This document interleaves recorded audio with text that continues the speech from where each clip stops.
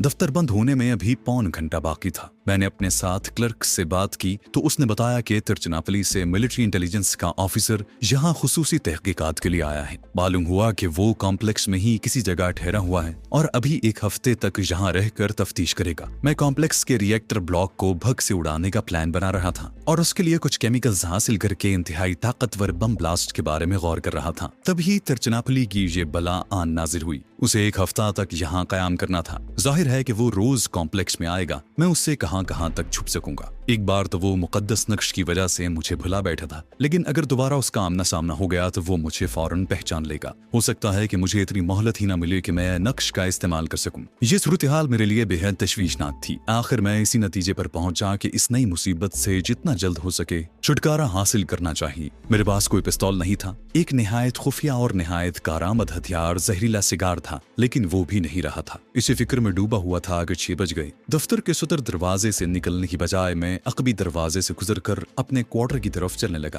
Quarter में मेरा साथी सम्राथन पहले पहुंच चुका था और चूल्हे पर केतली रखे कॉफी के लिए पानी गर्म कर रहा था। उसने मुझे देखते ही पूछा, तुम्हें डायरेक्टर ने बुलाया था? सुना है तिरुचिरापल्ली से मिलिट्री इंटेलिजेंस का आदमी आया है। मैंने कहा कि हाँ। उसने मुझसे चंद सवाल किए थे। मैं कुर्सी पर बैठ गया। यार सम्राथन, ये मिलिट्री इंटेलिजेंस वाला कौन सी कोठी में ठहरा हुआ है? सम्राथन ने केतली में कॉफी डालते हुए कंधे उचका कर कहा, कुछ मालूम नहीं, मगर तुम क्यों पूछ रहे हो? मैंने कहा, वैसे ही पूछ रहा था। खैर, आज क्या पका रहे हो? मैंने गुफ्तगू का मौजू बदल दिया। मेरी आंखें सामने कमरे की खुली खिड़की पर जमी हुई थी, जिसमें बाहर से नारियल के दरख्त का तना नजर आ रहा था। लेकिन असल में मेरा जहन तिरुचिरापल्ली के एजेंट को ठिकाने लगाने के बारे में सोच रहा था। मेरा रूममेट सम्राथन प्यालों में कॉफी उंडेलते हुए कह रहा था कि आज तो मैं बैंगन बनाऊंगा। इतने में क्वार्टर का दरवाजा खुला और मेरे सामने तिरुचिरापल्ली का एजेंट खड़ा था। कर्नल मनी, हम तुम्हारी तलाश में थे। बाहर निकल आओ, तुम्हारा भांडा फूट चुका है। मुझ पर जैसे बिजली गिर गई। तिरुचिरापल्ली के एजेंट ने बाहर खड़े सिक्योरिटी वालों को इशारे से अंदर बुलाया। उसके बाद 1 सेकंड से भी कम वक्त में मैं अपनी जगह से उछला और लंबी डाइव लगाकर खिड़की से बाहर नारियल के दरख्त के पास रेत पर जा गिरा। मेरे पीछे क्वार्टर में शोर मच गया। पिस्तौल के फायर की आवाज भी गूंजी। मैं एक तरफ भागने लगा। मेरी दाएं जानिब क्वार्टर की एक कतार थी, सामने रेतीला मैदान और उसके पीछे ऊंची खारदार बाड़ थी। उस बाड़ को मैं फलांग नहीं सकता था। वो लोग मेरे पीछे भागे आ रहे थे। पिस्तौल के 2 फायर हुए। गोलियां मेरे सर के ऊपर से गुजर गईं। किसी में तमिल जबान में चिल्लाकर कहा, रुक जाओ, नहीं तो मारे जाओगे। मैंने महसूस किया कि मैं फंस गया हूँ। कोई राह फरार नहीं है। सामने खारदार बाड़ आ गई। मैं रुक गया। सिक्योरिटी गार्ड ने मुझे पिस्तौल दिखाकर हाथ उठाने का हुक्म दिया। छुट्टी का वक्त था। कॉम्प्लेक्स के मुलाजिम घरों को जाते जाते रुक गए। खासा हुजूम हो गया। बहुत जल्द शोर मच गया कि पाकिस्तानी जासूस पकड़ा गया है। सिक्योरिटी गार्ड ने हाथ पीछे बांधकर मुझे जीप में बिठाया और पुलिस स्टेशन की तरफ रवाना हो गए। तिरुचिरापल्ली का एजेंट मेरे साथ था। थाने में सबसे पहले मेरी तलाशी ली गई। मेरी जेब से V2 की बची हुई 2 गोलियां निकली, जिन्हें मैं हमेशा अपनी जेब में रखता था। उन्हें तिरुचिरापल्ली के एजेंट ने फौरन पहचान लिया और मुझे घूरते हुए बोला, तो कर्नल मनी साहब, आपने हमें यहाँ भी धोखा दिया। खैर कोई बात नहीं, सब हिसाब चुका दिया जाएगा। सिपाही मेरे गले का नक्श उतारने लगा तो मैंने तमिल जबान में गिरगिरा कर कहा कि ये मेरी माँ की आखिरी निशानी है। तिरुचिरापल्ली के एजेंट ने उठकर उलट पलट कर देखा। मैंने कहा, ये महज एक तावीज है, मेरी माँ ने मेरे गले में डाला है। एजेंट हंसकर बोला, अगर इसमें कोई असर होता तो तुम आज गिरफ्तार न होते। ये तावीज भी तुम्हारी हिफाजत नहीं कर सका। उसने सिपाही से कहा कि इस तावीज को रहने दिया जाए। सिपाही ने तावीज दोबारा मेरे गले में डाल दिया। एजेंट ने तिरुचिरापल्ली मिलिट्री हेडक्वार्टर में चीफ एजेंट को फोन करके इजाजत हासिल कर ली कि वो मुझे पुलिस की निगरानी में तिरुचिरापल्ली हेडक्वार्टर ले आए ताकि मुझसे मजीद पूछगिछ की जा सके। मुझे हवालात में बंद कर दिया गया। बाहर 2 मुसल्ला सिपाही पहरा दे रहे थे। रात के 8 बजे मुझे हथकड़ी लगाकर जीप में बिठाया गया। तिरुचिरापल्ली का एजेंट, पुलिस इंचार्ज और 2 सिपाही भी साथ हो गए और मुझे मंडापम रेलवे स्टेशन मास्टर के कमरे में बिठा दिया गया। दोनों सिपाही राइफलें कांधों पर लटकाए हुए मेरे सर पर सवार थे। एक सिपाही की बेल्ट से मेरी हथकड़ी की जंजीर बंधी हुई थी। पुलिस इंचार्ज स्टेशन मास्टर से ट्रेन की आमद के बारे में बातें करने लगा। तिरुचिरापल्ली एजेंट किसी को टेलीफोन कर रहा था। 15-20 मिनट के बाद धनुषकोडी की तरफ से तिरुचिरापल्ली जाने वाली गाड़ी आ गई। मुझे सबसे पिछले गार्ड के डिब्बे में बिठाया गया। दोनों सिपाही, पुलिस इंचार्ज और तिरुचिरापल्ली एजेंट भी उसी डिब्बे में मेरे आसपास और सामने आकर बैठ गए। तिरुचिरापल्ली का एजेंट कहने लगा, ये शख्स पाकिस्तान का बड़ा ही खतरनाक जासूस है। इसने हमारे कितने ही आदमियों और मिलिट्री अफसरों को कत्ल किया है। पंजाब और उत्तर प्रदेश में तो इसकी गिरफ्तारी के लिए इनाम भी मुकर्रर हुआ है। अब ये हमसे बचकर नहीं जा सकता। मैं खामोशी से सर झुकाए बैठा था। उनकी किसी बात का जवाब नहीं दे रहा था। मेरा जहन तेजी से फरार के तरीकों पर गौर कर रहा था। ट्रेन चली तो मैंने सोचा कि मुकद्दस नक्श मेरे गले में है, मगर मैं इससे खातिर खा काम नहीं ले सकता। बैक वक्त 4 आदमियों को मैं इससे मुतासर करके फरार नहीं हो सकता। नक्श उस वक्त मेरे लिए बेकार हो चुका था। फिर मुझे क्या करना चाहिए था? मैंने फरार के एक पहलू पर गौर शुरू कर दिया। गार्ड कोने में अपने लकड़ी के संदूक पर बैठा रजिस्टर पर कुछ इंतराज कर रहा था। ट्रेन रात के इब्तदाई अंधेरे में शुमाल की तरफ भागी जा रही थी। मैंने देखा कि जिस जगह पर मैं बैठा हूँ वहां मेरे करीब ही खिड़की थी जिसका शीशा चढ़ा हुआ था। मेरी तवज्जो का मरकज अब सिर्फ मेरी हथकड़ी थी। मेरे सिर्फ एक हाथ में आहनी कड़ी लगी हुई थी, दूसरा हाथ खाली था। मैं अपने खाली हाथ को खुजाने के बाद आहिस्ता से आहनी कड़ी वाले हाथ के पास ले गया और खुजाने लगा। मैंने लोहे की हथकड़ी के कड़े को जरा सा जोर लगाकर आगे को दबाया तो कड़ा मेरी कलाई पर हथेली के पास आकर रुक गया। मैंने खाली हाथ पीछे कर लिया और सर खिड़की के शीशे से लगाकर यूं आंखें बंद कर लीं, गोया नींद आ रही हो। ट्रेन भागी जा रही थी। तिरुचिरापल्ली का स्टेशन पौ फटने के करीब आता था। मेरे पास सारी रात पड़ी थी। ट्रेन एक स्टेशन पर रुकी तो पुलिस इंचार्ज ने चावल मंगवा लिए, थोड़े से मुझे भी खाने को दिए। ट्रेन आगे रवाना हो गई। अगला स्टॉप काफी दूर था। ट्रेन एक नबी तुली रफ्तार के साथ चली जा रही थी। एक खास सुर ताल से उसके पहियों का शोर बुलंद हो रहा था। गार्ड अपने संदूक पर टेक लगाए बैठा ऊँघने लगा। कोई आध घंटे बाद पुलिस इंचार्ज भी ऊँघने लगा। उसका सर आहिस्ता आहिस्ता छाती से लग जाता। वो चौंक कर सर को उठाता, मुझे देखता और फिर ऊँघना शुरू कर देता। उसे देखकर पुलिस के दोनों सिपाही भी ऊँघने लगे। तिरुचिरापल्ली एजेंट ने पहले ही सर दीवार से लगाकर आंखें बंद कर रखी थी। ये मेरे लिए एक सुनहरा मौका था। मैंने दोनों हाथ पेट के साथ लगा लिए और सीट पर उकड़ू बैठकर सर खिड़की से लगाते हुए आंखें बंद कर ली। लेकिन मैं दाएं हाथ की मदद से बाएं हाथ को आहनी कड़ी से निकालने की कोशिश कर रहा था। थोड़ी सी कोशिश के बाद मेरे बाएं हाथ की हथेली का उभार लचकीला हो गया और हथकड़ी का कड़ा थोड़ा सा आगे को खिसक गया। मैंने पूरा जोर लगाते हुए कोशिश जारी रखी। ट्रेन की ब्रेक लगी और उसकी रफ्तार आहिस्ता होना शुरू हो गई। पुलिस इंचार्ज ने आंखें खोलकर पहले मुझे देखा, फिर पुलिस के सिपाहियों को डांटा कि वो सो क्यों रहे हैं। ट्रेन वीराने के आउटर सिग्नल के करीब खड़ी थी। इंजन बार बार विसल दे रहा था। मैंने अपना जकड़ा हुआ हाथ ऊपर उठाकर बायां बाजू खुजाया। मैं ये दिखाना चाहता था कि हथकड़ी अभी तक मुझे लगी हुई है।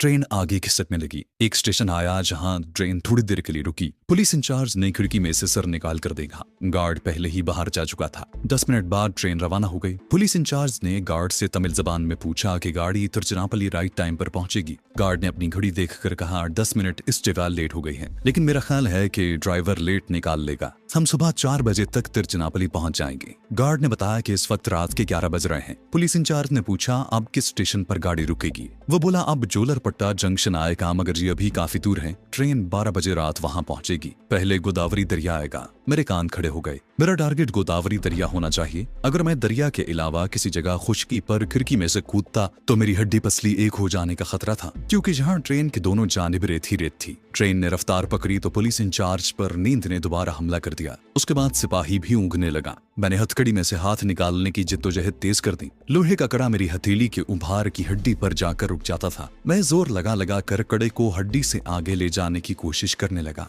हथकड़ी वाला बायां हाथ सांप की तरह हरकत कर रहा था। आधे घंटे की सर तोड़ कोशिश और हथेली की हड्डी वाले उभार को जख्मी कर लेने के बाद अचानक मेरा हाथ कड़ी से निकल आया। मैंने पुलिस इंचार्ज, सिपाहियों और तिरुचिरापल्ली एजेंट का जायजा लिया। सब लोग ऊँघते ऊँघते गर्दनें ढलकाए सो रहे थे। कंपार्टमेंट में सामने वाली खिड़की खुली थी। ताज़ा हवा बराबर अंदर आ रही थी। मैंने इंतहाई एहतियात और आहिस्तगी के साथ अपनी खिड़की के शीशे को नीचे खिसकाना शुरू कर दिया। उस खिड़की से हवा दाखिल होकर आहिस्ता आहिस्ता दूसरी जानिब वाकई खुली खिड़की से आती हुई हवा में घुल मिल गई थी। अगर मैं एकदम से खिड़की का शीशा नीचे कर देता तो हवा के नागहानी शोर से उन लोगों की आंख खुल सकती थी। हवा का रुख कुछ ऐसा था कि खिड़की से टकरा कर पीछे की तरफ जा रही थी। मैंने हिफ्ज़ मातकद्दुम के तौर पर अपना आप खुली खिड़की के आगे कर दिया। मेरा दिल जोर जोर से धड़क रहा था। अब मुझे दरिया का इंतजार था। इतना मुझे याद था कि मद्रास से मंदापम की तरफ जाते हुए रास्ते में जो भी दरिया आता है उसका पुल ऊपर से खुला था। चूंकि ये दरिया ज्यादा चौड़ा नहीं था, इसलिए उन पर खुले पुल डाले गए थे। ये बात मेरे हक में जाती थी,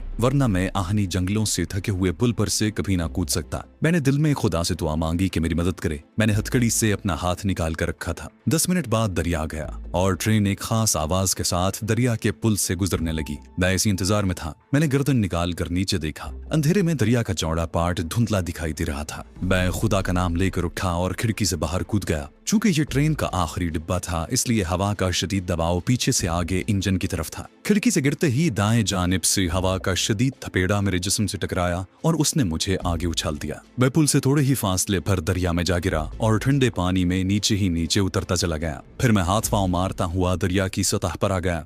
मैं पुल की दूसरी तरफ आ चुका था। मैंने पुल की तरफ देखा। ट्रेन के आखिरी डिब्बे के पीछे लगी हुई सुर्ख बत्ती की रोशनी मुझे ऐसी लगी जैसे एक जगह ठहर गई हो। मेरी छलांग लगाते ही यकीनन मुहाफिज बेदार हो गए होंगे और उन्होंने ट्रेन की जंजीर खींच दी होगी, मगर दरिया की लहरें मुझे तेजी से आगे ही आगे बहाए ले जा रही थी। मैंने बहाव के साथ तैरना शुरू कर दिया। रात के सन्नाटे में पिस्तौल के 2 धमाके सुनाई दिए, लेकिन मैं उन लोगों की पहुंच से बाहर निकल चुका था। अब रात का अंधेरा था, दरिया की सैलाबी लहरें थीं और मैं था। मौत के मुंह से बचने के लिए मेरे अंदर एक नया वलवला पैदा हो गया। दरिया में तैरना मेरे लिए कोई नई बात नहीं थी, और फिर सैलाबी दरिया की लहरें मुझे तैरने में बेहद मदद दे रही थीं। मैं दरिया की लहरों पर सीधा और बेहिस होकर लेट गया और सांस खींचकर फेफड़े फुला लिए और आहिस्ता आहिस्ता सांस लेने लगा। इसे हम मुर्दा पैराकी कहा करते थे, यानी पानी की लहरों पर मुर्दे की तरह तैरना। मुझे कुछ मालूम नहीं था कि ये दरिया आगे किधर जाता है और कहां से गुजरता है। सिर्फ इतना मालूम था कि ये जुनूबी इलाका है और समंदर जहां से ज्यादा दूर नहीं है। हो सकता है सुबह होने तक मैं समंदर के धाने पर पहुंच जाऊं। मुझे उस मकाम से पहले पहले दरिया से निकल जाना चाहिए था। दरिया की हैजानी लहरों की रफ्तार काफी तेज थी। इन उठती बैठती डोलती लहरों के सीने पर किसी लाश की तरह तैरते हुए मेरी आंखें आसमान पर चमकते सितारों को देख रही थी। इस तरह तैरने से सुकून मिल रहा था। मैंने आंखें घुमाकर किनारों की तरफ देखा। मैं दरिया के वस्त में था और किनारों की गहरी लकीर तारीकी में काफी दूर नजर आ रही थी। मैंने किनारे पर जाने की कोशिश न की। रात गुजरती जा रही थी। देखते ही देखते सितारों ने ढलना शुरू कर दिया। मुझे दरिया की लहरों पर बहते हुए 2-2.5 घंटे गुजर गए। फिर मशरिक में सुबह काजिब की फीकी फीकी रोशनी की झलक उठी। मैंने महसूस किया कि दरिया का पाट भी चौड़ा होने लगा है। दरिया से निकलने का वक्त आ गया था। मैंने दरिया में एक डुबकी लगाई और अपना रुख मशरिक की तरफ करके किनारे की जानिब तैरना शुरू कर दिया। मैं बिल्कुल ताजा दम था। सिर्फ ठंडे पानी से मेरे आज़ाद सर्द हो गए थे। तेज तेज बाहें चलाने से मेरा खून गर्म हो गया। दरिया का किनारा अंधेरे में एक लंबी लकीर की तरह था जो मेरी तरफ बढ़ रहा था। जूं-जूं मैं आगे बढ़ रहा था, किनारे की लकीर मोटी और चौड़ी होने लगी थी। मौजों का बहाव अब भी तेज था। मेरा रुख बार बार दरिया के वस्त की तरफ हो जाता था। सुबह के उजाले में मुझे दरिया किनारे नारियल के स्याह खाके नजर आने लगे। मैं जांफिशानी से तैरता चला जा रहा था। अचानक मेरे हाथ बांस के एक छप्पर पर पड़े। यह किसी झोंपड़ी की छत का हिस्सा था जो सैलाब में कहीं पीछे से बहता चला रहा था। मैंने अपना आधा जिस्म उस पर गिरा दिया और अपने दाएं हाथ को चप्पू की तरह चलाना शुरू कर दिया। थोड़ी देर बाद मैं दरिया के किनारे जा लगा। यहाँ जमीन दलदली थी। सबसे ज्यादा खतरा सांपों का था। मैं दलदली किनारे से निकलकर ऊपर सूखी जगह पर पहुंच गया। यहाँ नारियल के झुंड दूर तक चले गए थे। मैं खुश्क जमीन पर बैठ गया और लंबे लंबे सांस लेने लगा। मैं थक कर चूर हो गया था, लेकिन जान बच जाने पर खुदावंद करीम का शुक्र अदा कर रहा था। सूरज निकलने से पहले की काफूरी रोशनी में मैंने निगाह दौड़ाकर इर्द गिर्द देखा। ये एक गैर आबाद और वीरान इलाका था। मैं उठकर दरिया के किनारे किनारे चलने लगा। चलते चलते सुबह हो गई। सूरज निकल आया। आगे मुझे कुछ फासले पर दरिया के किनारे माहीगीरों की किश्तियां बंधी हुई नजर आईं। यहाँ दरख्तों के नीचे कुछ झोंपड़ियां भी थीं। मैं किनारे से उतरकर उस रुख पर चलने लगा कि इन झोंपड़ियों से कुछ फासले से होकर गुजर जाऊं। यहाँ जमीन कहीं रेतली और कहीं सूखी थी। जंगली घास उगी हुई थी। मैं माहीगीरों की झोंपड़ियों को पीछे छोड़ता हुआ काफी आगे निकल गया। आगे फिर ताड़ और नारियल के दरख्त शुरू हो गए। मेरे गीले कपड़े अब सूख गए थे। चलने से जूतों में रेत भर गई थी। एक जगह मैंने स्याह नाग देखा। वो फन उठाए एक ढेरी के पास फुनकारे मार रहा था। मैं चुपके से आगे निकल गया। कोई कच्चा रास्ता भी नहीं था। दरख्तों का एक झुंड खत्म होता तो दूसरा झुंड शुरू हो जाता। धूप तेज हो रही थी। मैंने जैकेट उतारकर कांधे पर रख ली। मेरी कोशिश थी कि इस इलाके से जितनी भी दूर निकल सकूं निकल जाऊं। आखिर में थक गया और एक जगह छालिया के दरख्त से टेक लगाकर सस्ताने लगा। मुझे प्यास महसूस हो रही थी। मैंने सर उठाकर देखा। जहां मैं बैठा था वहां नारियल का कोई दरख्त नहीं था। मैं जुनूब मशरिक की तरफ जा रहा था। जुनूबी इलाका 90% बंजर और गैर आबाद था। कुछ देर सस्ताने के बाद मैं फिर चल दिया। मैं अब एक नया मंसूबा बना चुका था। मंसूबा ये था कि मैं भारत के जुनूबी साहिल के आखिरी बंदरगाह धनुषकोडी से किसी तरह स्टीमर में सवार होकर श्रीलंका की तरफ निकल जाऊं। शुमाली हिंद की तरफ जाना मौत के जंगल में फंसने के बराबर था। दूसरी बात यह थी कि जिस मिशन को लेकर मैं इतनी मुसीबतें झेलता जहां तक पहुंचा था वो मिशन अभी पूरा नहीं हुआ था। मैंने जान की बाजी लगाकर एटॉमिक सेंटर के ब्लूप्रिंट जलाकर राख कर दिए थे, मगर ये ऑप्शन यूं रायगा हो गया था कि इस ब्लूप्रिंट की नकलें भाभा एटॉमिक सेंटर में मौजूद थी। मैं अपने दूसरे मिशन यानी मंडापम एटॉमिक रिएक्टर को कीमियाई बम से उड़ाने के जतन कर रहा था। तिरचिनापली एजेंट के हाथों पकड़ा गया। अब मुझे ख्याल आया कि क्यों ना श्रीलंका जाकर वहां बागियों से मदद हासिल करूं। उन दिनों लंका में तमिल आबादकारों और मकामी बाशिंदों के दरमियान लड़ाई हो रही थी और बमों के धमाके हो रहे थे। वैसे भी श्रीलंका ज्यादा करीब था। सोचा अगर मैं बागियों की मदद हासिल करने में नाकाम रहा तो वहीं से कराची रवाना हो जाऊंगा। धूप की तपिश में इजाफा होता गया। जैकेट मेरे लिए एक बोझ बन गई थी। मैंने उसे एक जगह रेत में गड्ढा खोद कर दबा दिया। प्यास से हल्क खुश्क हो रहा था। एक जगह नारियल के दरख्त थे। 2 नारियल पड़े मिल गए। उन्हें तोड़कर पानी पिया और उनका गूदा खाया तो जान में जान आई।